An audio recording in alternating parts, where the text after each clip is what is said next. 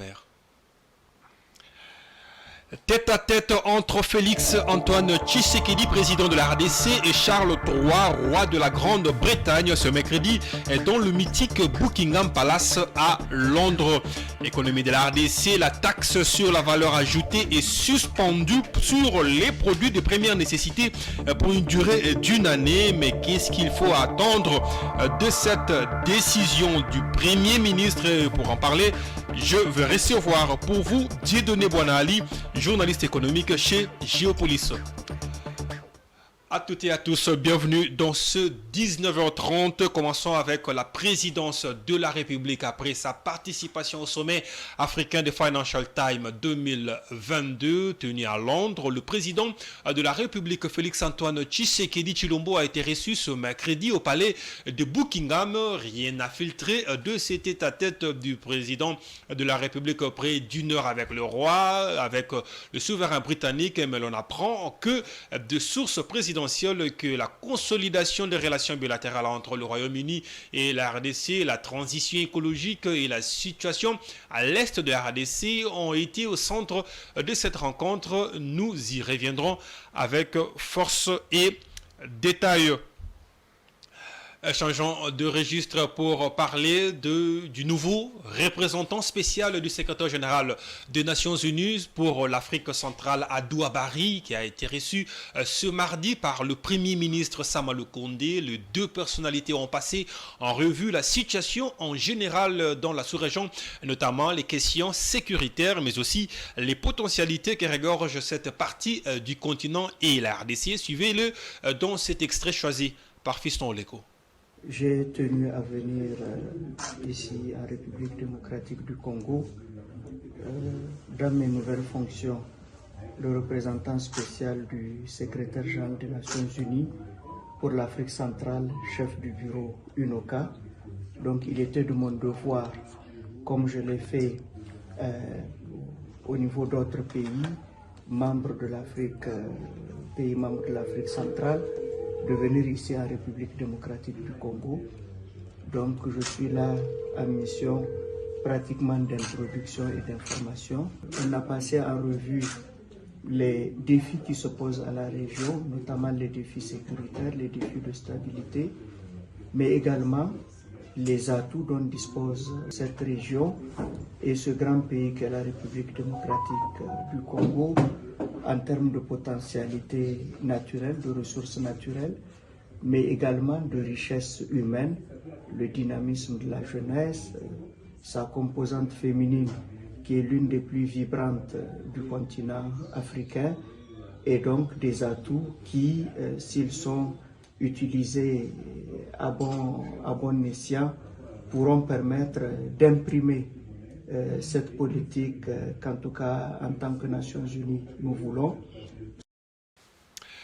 Quittons la politique pour l'économie. La Direction générale des politiques et programmation budgétaire, structure du ministère du budget, a payé les charges des provinces à hauteur de 2 162 000 francs congolais, soit 1,80 milliard de dollars sur des prévisions linéaires estimées à 3 044 francs congolais, à 3 44 000 francs congolais, soit 1,5 milliard de dollars, soit un taux d'exécution de 72%.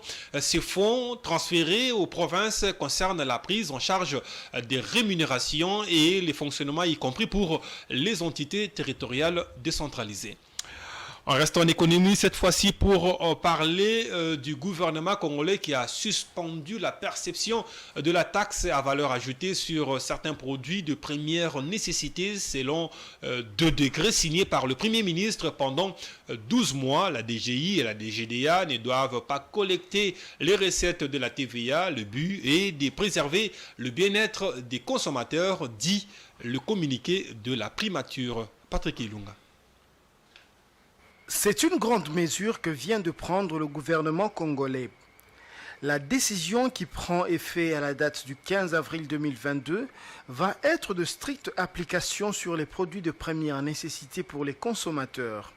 La suspension concerne également la TVA à l'importation et à la vente de certains biens dans le domaine de la cimenterie et de l'immobilier. Les prix de ces produits devraient être rabattus à hauteur de 16%, qui est le taux de la TVA en RDC. Cette mesure, bien que salutaire pour les consommateurs, pourrait être un sérieux coup pour les recettes fiscales en RDC, qui depuis 2 ans connaissent une embellie remarquable. Selon la Direction générale des impôts, en 2021, cette régie financière a dépassé le plafond des recettes qui lui ont été assignées à 130%. Toujours selon la DGI, la taxe sur la valeur ajoutée rapporte maintenant 160 milliards de francs congolais chaque mois. Sa suspension sur une durée d'1 année va forcément induire une baisse drastique de ses ressources financières. Mais le gouvernement se permet une telle largesse compte tenu de la performance enregistrée dans la mobilisation des ressources financières publiques. Avec une politique financière clairement définie et solidement appuyée par le contrôle des instances financières, notamment l'inspection générale des finances, les recettes publiques ont une belle marge. En témoigne le satisfecit dressé par le président Félix Tshisekedi lors du dernier Conseil des ministres. Reste à savoir comment cette suspension va se répercuter sur le pouvoir d'achat des consommateurs. Pour cela, le Premier ministre a déjà ordonné un contrôle strict qui sera fait par la Direction générale des impôts et la Direction générale des douanes et accises. Suspension de la perception de la TVA sur certains produits, on en parle encore. La question se pose sur l'impact de cette décision et les moyens de contrôle de son application, suivi l'économiste Hubert Ompunga, économiste international, joint au téléphone par Fiston Leko. En diminuant cette TVA-là, oui, les importateurs et tous les distributeurs ne vont plus la percevoir. Oui. Donc c'est un élément de réajustement du prix des ventes oui, sur le marché. Oui. Donc les prix de vente de tous ces produits-là oui, sur le marché de consommation vont devoir baisser. Fera que les distributeurs ne prélèveront plus la TVA sur la facture aux consommateurs. Voilà. Donc le consommateur payera seulement le prix du commerçant sans TVA. Donc ça sera une facture inférieure à la facture avec TVA. Et pour le contrôle, l'État a comme moyen de contrôle le même instrument de contrôle qu'il a pour vérifier si les opérateurs économiques ont perçu la TVA à la consommation. Voilà, on en parle encore. Je l'ai annoncé à l'entame de ce journal. Je reçois pour vous Dieudonné Bouana Ali, le journaliste économique chez Géopolis Télévision, à qui je dis bienvenue. Merci de l'invitation. Bonsoir à vous, Pati Moukouna, et bonsoir aussi à tous nos téléspectateurs. Avec vous, on va parler de cette décision du Premier ministre sur la taxe sur la valeur ajoutée, une suspension de 12 mois pour quel effet? Les effets attendus sont nombreux. Au-delà de l'inquiétude qui a été présentée tout à l'heure par notre excellent confrère Patrick Ilunga, il a parlé de la baisse sensible des recettes publiques. C'est la seule inquiétude, mais au-delà de cette inquiétude, il y a beaucoup d'avantages. En faisant suspendre la taxe sur la valeur ajoutée sur certains secteurs de l'économie nationale, nous citons la cimenterie, le secteur de l'immobilier, et puis vous avez le secteur du commerce, l'importation des biens de première nécessité. Le gouvernement vise plusieurs objectifs. Premièrement, le gouvernement veut pousser les opérateurs économiques à réinvestir cette économie qui découle de cette décision, qui aura aussi pour conséquence la création de l'emploi. Et le deuxième objectif, c'est stimuler la consommation. En stimulant la consommation, vous avez aussi la baisse des prix des produits des biens de première nécessité qui va occasionner aussi des soldes. En plus de cela, vous avez l'augmentation du pouvoir d'achat de la population. Comment va se faire l'augmentation? les consommateurs vont constater que les 10 000 francs que vous avez aujourd'hui ne seront pas comparables aux 10 000 francs que vous aurez demain lorsqu'il y aura baisse des prix des premières nécessités. Et puis, quand on stimule la consommation, on pousse les gens à faire des provisions, à dépenser l'argent qu'ils auront parce que les biens auront baissé. Et ça va booster l'économie nationale et ça va booster tous les secteurs de la vie nationale. Et au finish, quand on va lever la mesure, le gouvernement va se retrouver gagnant. Ce sont des mesures qui ont été appliquées sous d'autres sièges. On les expérimente pour la première fois en République démocratique du Congo. Et ça concerne, je l'ai dit tout à l'heure, le secteur de l'immobilier. L'immobilier, pourquoi? Pouvez-vous nous citer quelques produits concernés? Voilà, dans le secteur de l'immobilier, ça concerne les immeubles qui ont une durée de vie de 3 ans, à dater de la fin des travaux de construction.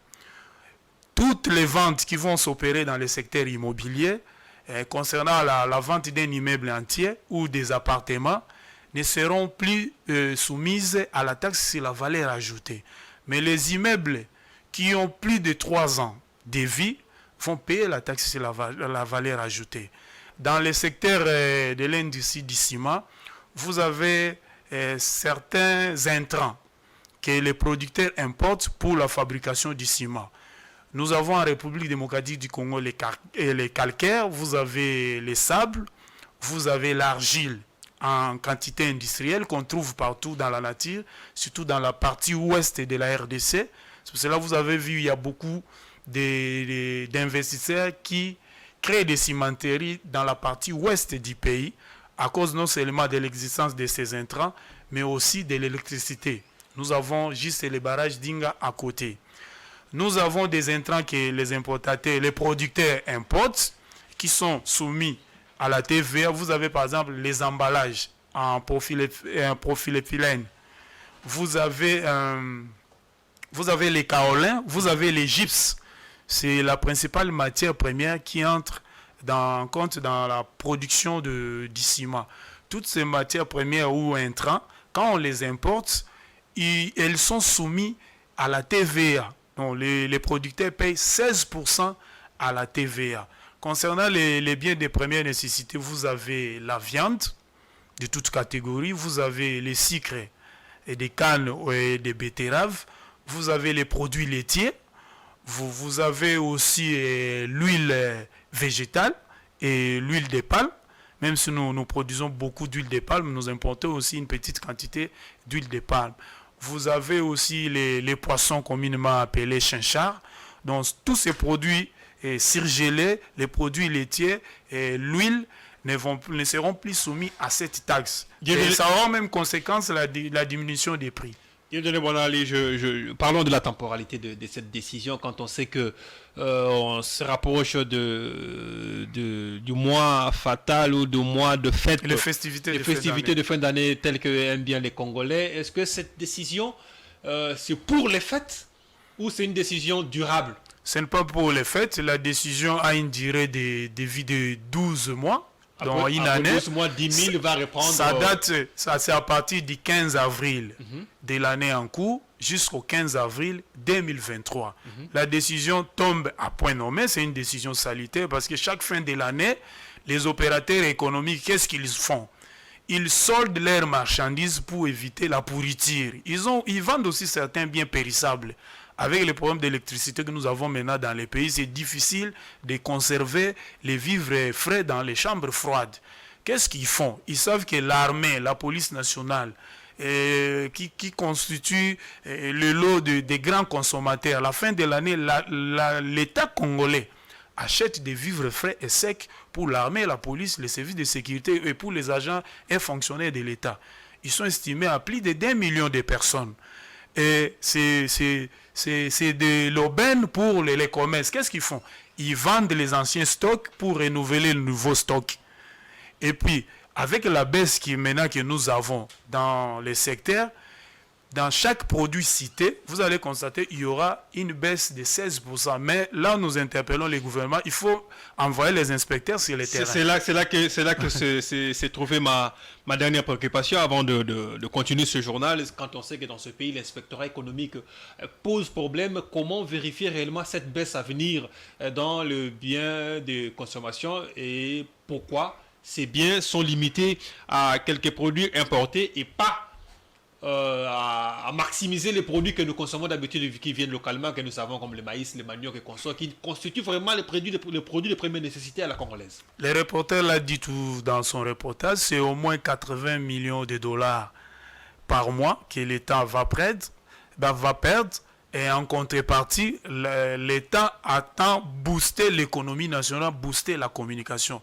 Si on n'a pas voulu généraliser cette décision, c'est pour ne pas priver l'État congolais de ses premiers moyens de développement. Dans tout État, le premier moyen a toujours été la fiscalité, les impôts et taxes.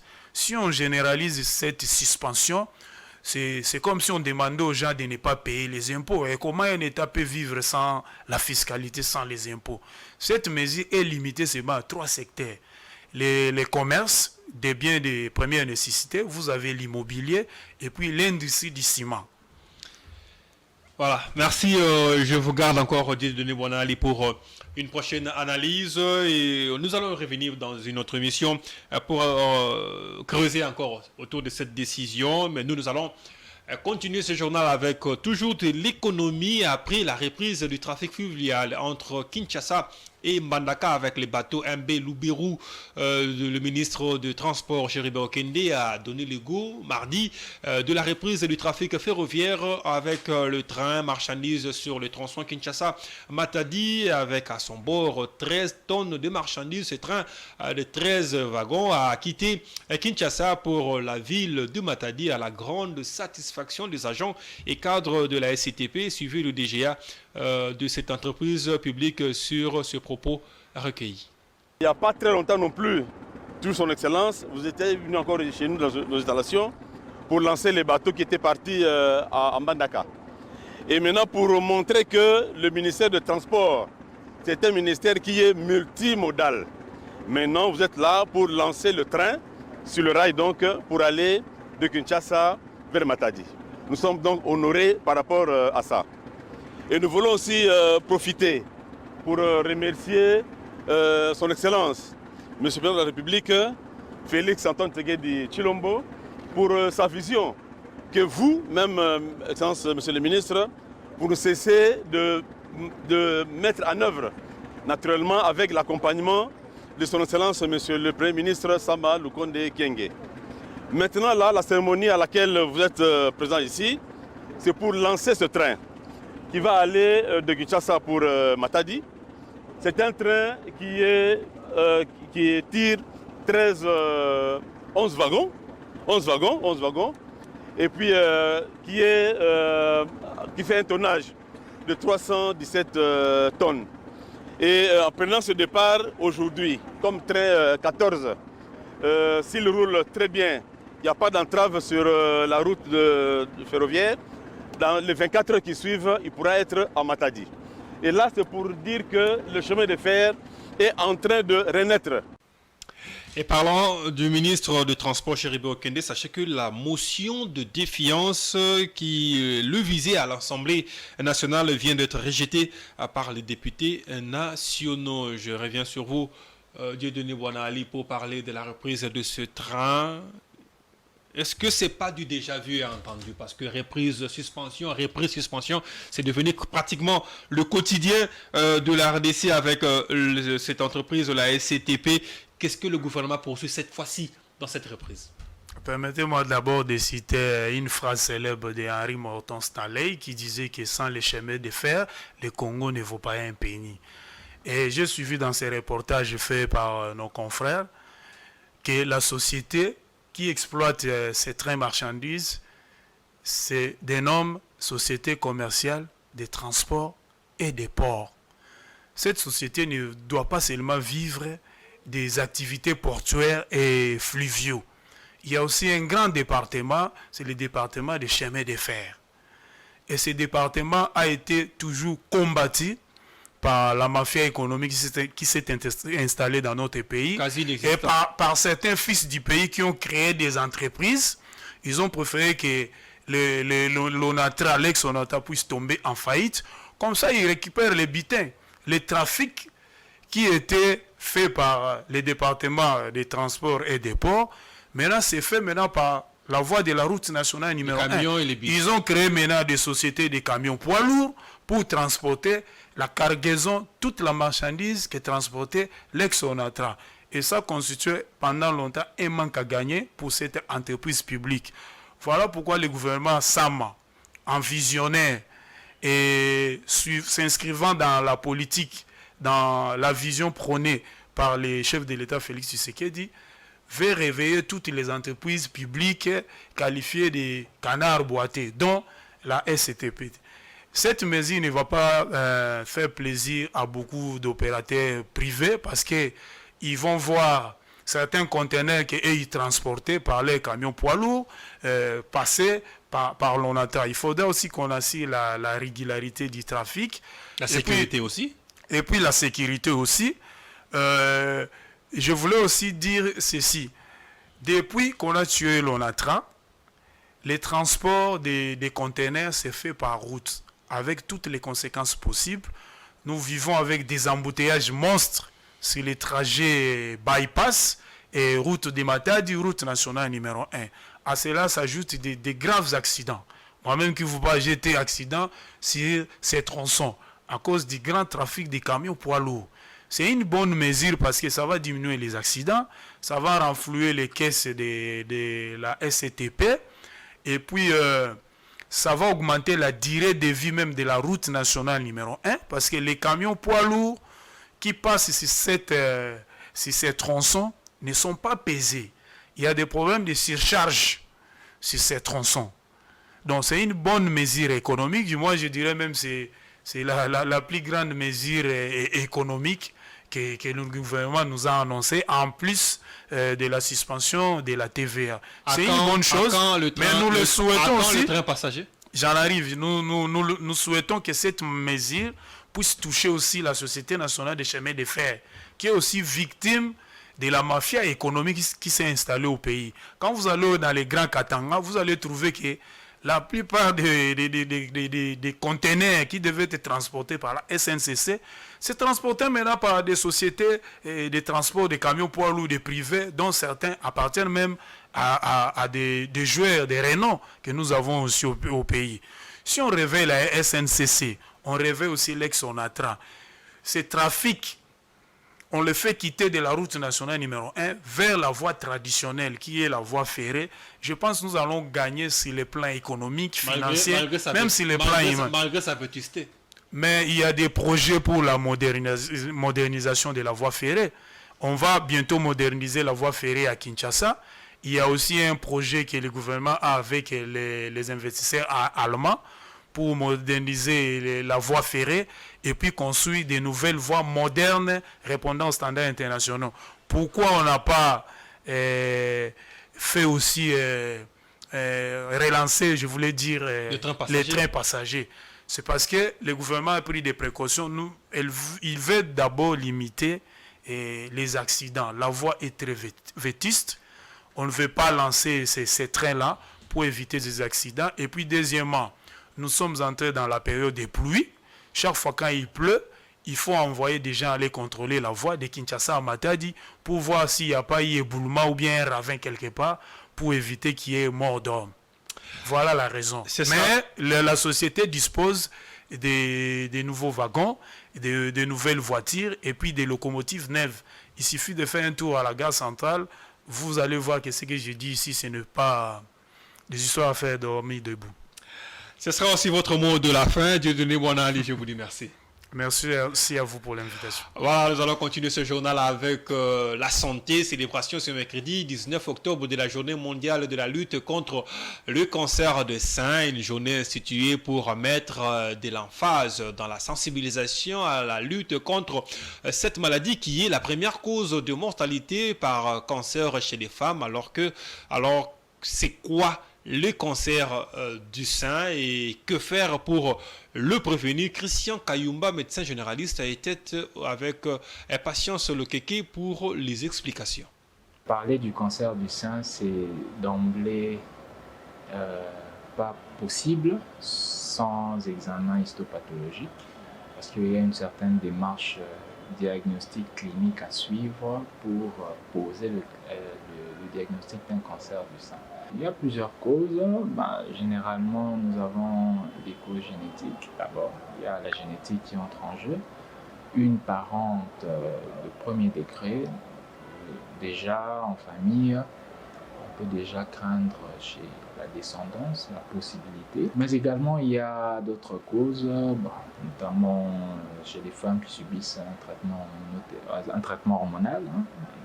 Une hormonothérapie peut également prédisposer à développer des masses, l'éviction de toxines, des intoxications alcoolo-tabagiques. Chez certaines femmes qui fument, il y en a des femmes qui fument, des toxines qu'on retrouve au niveau du tabac peuvent également nuire à cela et prédisposer au cancer. Conseil aux femmes qui ont des enfants d'allaiter. L'allaitement mammaire est très important. Et même la femme qui n'a pas accouché, il y a des études qui prouvent que se faire la femme, là c'est du point de vue conjugal, quand la femme se fait téter les seins, ça évite également ce genre de complications. L'actualité nous oblige aussi à nous informer sur ce qui se passe en dehors de la RDC.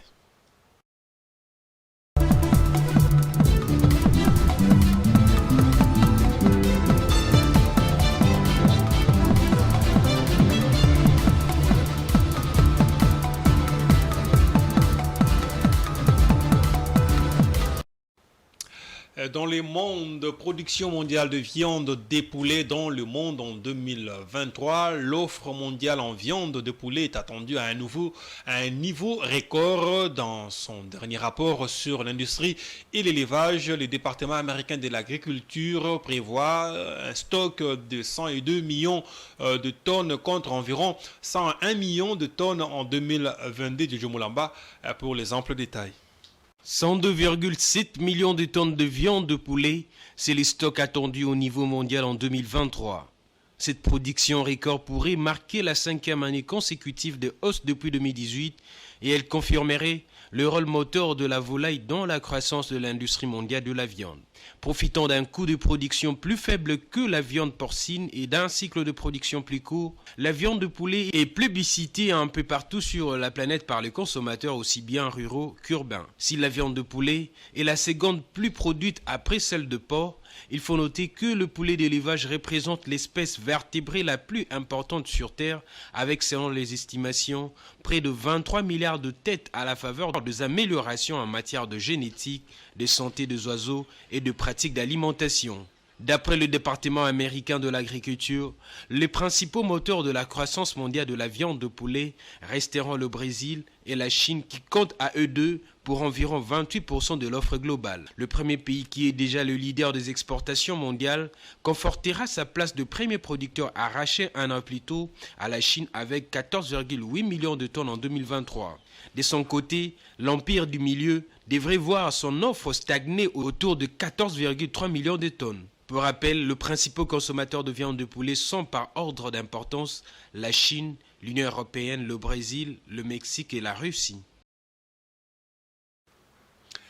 En Afrique, le Cameroun s'est dit prêt à compétir dans la ZLECAf, car selon les chiffres du dernier recensement général des entreprises au Cameroun, 324 869 unités de PME sont en activité, représentant 99% de l'infrastructure productive du pays, a fait dans un entretien accordé à nos confrères de l'Afrique à 24, Achille Bassiliquin, 3 ministres camerounais des petites et moyennes entreprises, de l'artisanat et de l'économie sociale, était devant la presse, mais il a été recueilli comme propos par Edouard Funda dans ces détails. Au Cameroun, comme dans de nombreux pays africains, le PME est au centre de l'activité économique. Les perspectives de croissance sont nombreuses pour ces micro-unités de production. Le marché africain apparaît comme la plus grande opportunité de développement des PME. Toutefois, elles doivent préalablement relever de nombreux défis pour être compétitives dans la zone de libre-échange continentale africaine. Le ministre a rassuré que les PME camerounaises ont du potentiel pour interagir dans le vaste marché africain, un marché à 1,2 milliard de consommateurs, à condition de remplir les critères essentiels de compétitivité. Le Cameroun serait aussi une terre d'opportunités et d'attractivité. De nombreux aménagements tels le port en eau profonde des Crébi, la qualité de la ressource humaine, mais également la diversité des ressources naturelles, notamment énergétiques, font de ce pays un des piliers de l'économie sous-régionale. Sur le plan fiscal, plusieurs facilités sont accordées aux pays de la zone CEMA qui souhaitent entreprendre au Cameroun. Tout de même, pour un impact socio-économique durable, l'écosystème entrepreneurial camerounais doit être davantage encadré. L'activation de la zone de libre-échange continentale africaine en 2021 a démultiplié les opportunités d'échange pour les entrepreneurs en Afrique. Une mobilisation qui exige cependant l'arrimage de ces entreprises aux standards internationaux de qualité. Dans ce sens, des rencontres professionnelles et des partages d'expériences à l'image de la 3e édition de PromMeet and Learn, événement organisé à Douala dans la capitale économique du Cameroun, indique que l'encadrement des PME est un volet très important de la stratégie de développement économique du Cameroun. Allez, on va parler sport à présent avec les interclubs de la CAF. Cette organisation du football africain a procédé mardi au tirage des barrages de la Coupe de la Confédération. Les 3 clubs congolais concernés par ces tirages connaissent déjà leurs adversaires, notamment le FC Saint-Éloi Lupopo, l'Udirin Clémonté Pembe et les tout-puissants Mazembe et blessé de Kouzola. Football a procédé au tirage au sort de barrage de la Coupe de la Confédération. C'est mardi 18 octobre 2022 au Caire en Égypte, au siège de l'instance principale du football africain. 3 clubs congolais étaient concernés par ces tirages et connaissent déjà leurs adversaires. Reversé en C2, le TP Mazembe recevra en match aller le club sud-africain du Royal AM Football Club. Le 2MP sera reçu à Bujumbura au Burundi par l'équipe de Flambeau du Centre. Le Football Club Saint-Éloi Lupopo attendra pour être reçu par le perdant du match VEC Club Raid Club Kadiogo qui se jouera ce jeudi 20 octobre au stade de Martyrs. Notons par ailleurs que ces matchs de barrage se joueront respectivement le 2 et le 9 novembre en aller-retour. C'est la fin complète de ce journal, mais bien avant, je vous en rappelle les titres. Tête à tête entre Félix Antoine Tshisekedi, président de la RDC, et Charles III, roi de la Grande-Bretagne, ce mercredi dans le mythique Buckingham Palace à Londres. Économie de la RDC, la taxe sur la valeur ajoutée est suspendue sur les produits de première nécessité pour une durée d'une année. Pour en parler, j'ai reçu pour vous Dieudonné Boinali, avec qui nous avons fait le point sur cette information. Voilà. Je vous dis merci d'avoir suivi ce journal et vous fixe rendez-vous pour une prochaine édition.